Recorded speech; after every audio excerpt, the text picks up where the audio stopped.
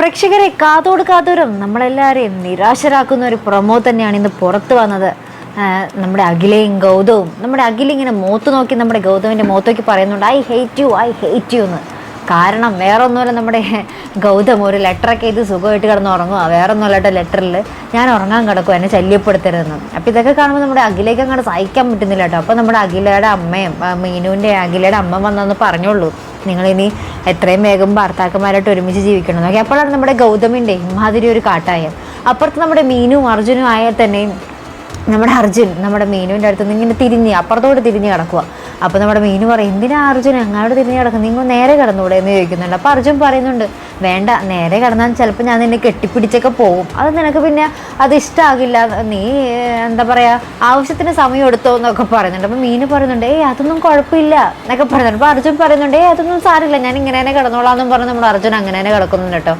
ശേഷം നമ്മുടെ അർജുൻ ഉറങ്ങിയതിന് ശേഷം അർജുൻ ഇങ്ങനെ നേരെ കിടത്തി അർജുൻ്റെ മാറത്ത് ഇങ്ങനെ നെഞ്ചിൽ ഇങ്ങനെ കയറി കിടക്കുന്ന രംഗമായിട്ട് നമുക്ക് പ്രൊമോയിൽ കാണുവാൻ സാധിക്കുന്നത്.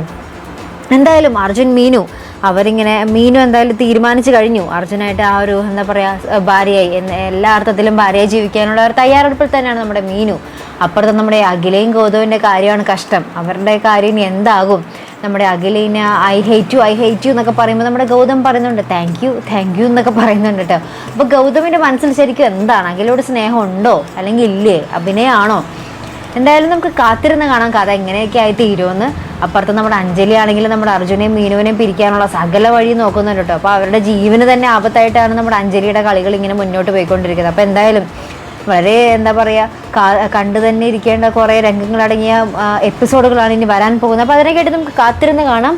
അപ്പോൾ ഇതുപോലെ പ്രൊമോ റിവ്യൂസിനും എപ്പിസോഡ് റിവ്യൂസിനും ഒക്കെ നിങ്ങൾ മറക്കാതെ ചാനൽ സബ്സ്ക്രൈബ് ചെയ്യുക. അടുത്തൊരു വീഡിയോ വരുന്നത് വരയ്ക്കും ഗുഡ് ബൈ.